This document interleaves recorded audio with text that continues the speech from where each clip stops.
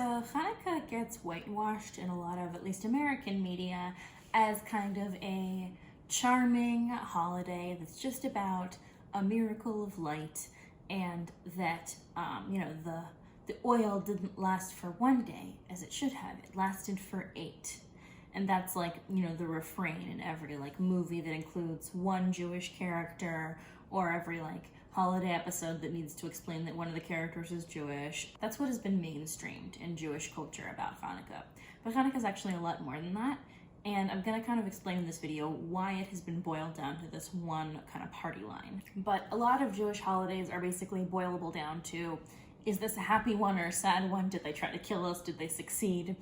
Do we party? Yes or no? Hanukkah is a they didn't kill us and we do party holiday. But the problem is, if you look at most Christian white-centered media, Hanukkah doesn't really come up as a holiday of celebration of survival and the survival of a marginalized culture.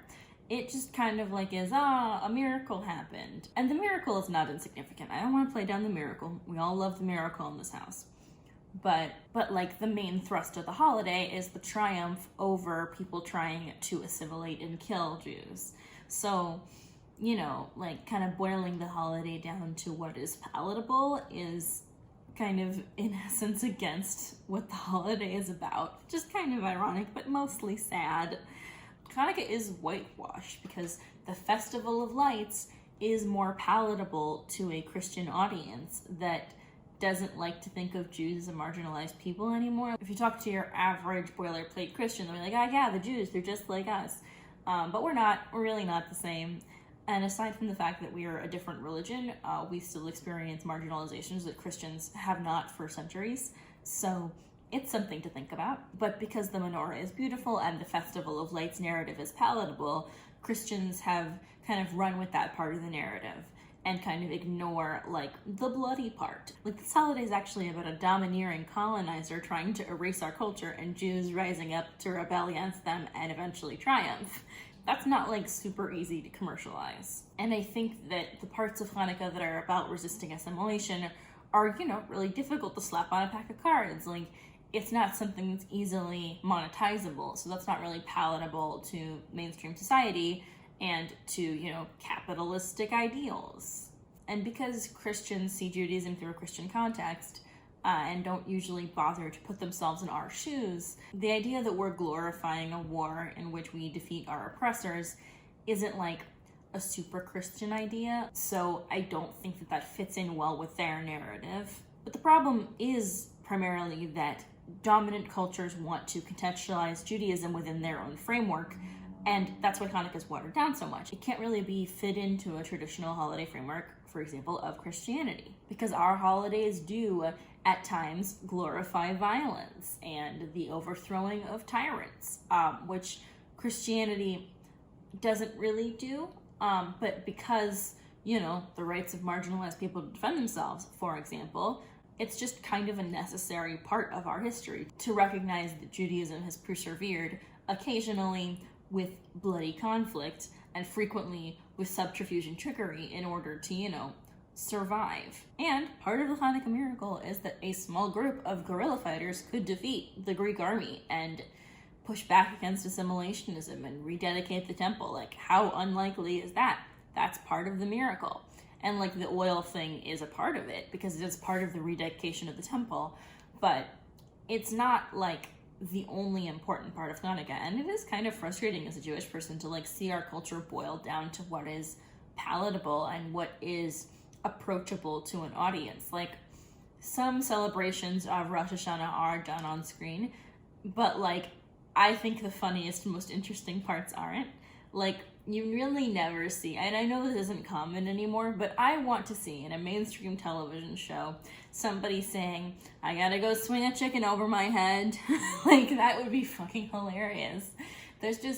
Our culture is so rich and full of thousands of years of really interesting and really Byzantine traditions and really weird stuff. And the least interesting things are what Christian and mainstream society has decided to seize onto. What's the point of that? I just don't get it. And one of the things people really love about this season is being able to tell the story of Judith, who, drove a spike through a general's head using her feminine wiles to like distract him and get him drunk. Like, that's a pretty feminist story, using a man's weakness against him to like give hope to the Israelites so they could, you know, do a good murder. Like, I will say one thing about Jewish feminist heroes: they are often very bloodthirsty, and I love that for them. I think the most interesting Jewish stories aren't often told because we just don't get the opportunity to tell them.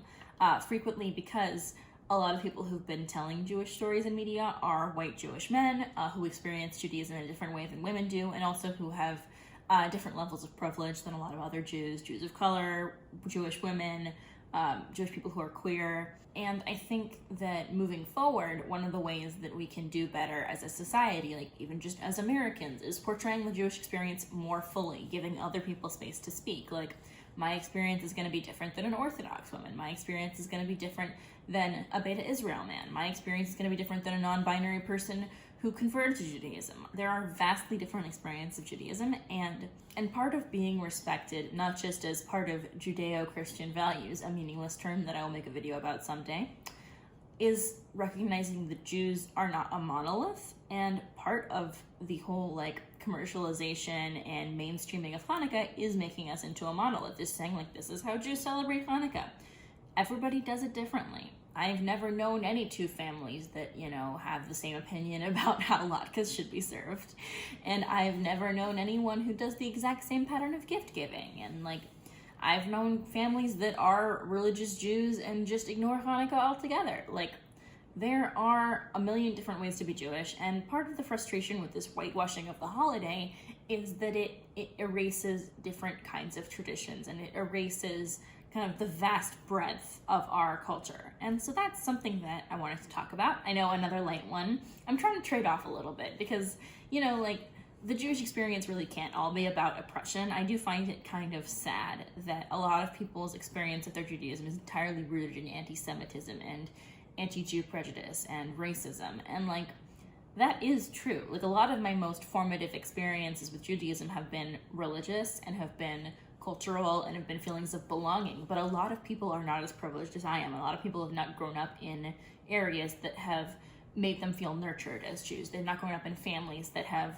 made them feel comfortable expressing that. They've not grown up in areas where it's even safe to do that. I know people who were Jewish refugees in countries that no longer have any Jews, and they don't feel comfortable even sharing their traditions with other Jews because they feel as though theirs are either inferior or not accepted, and that's really sad. There are so many different ways to be Jewish, and it's pretty sad to me that, like, in media, what we see is this one thing, and I'm glad that I get the opportunity to share how that's, you know, different than real life. Anyway, I will be back with a couple more videos this week before the holiday is over. We're halfway through now. It's crazy. But I've got the Q&A on the 7th day, and then the other 2 videos are to come, but I will definitely be doing one about Jews in media and how the Hanukkah episode is not a good representation.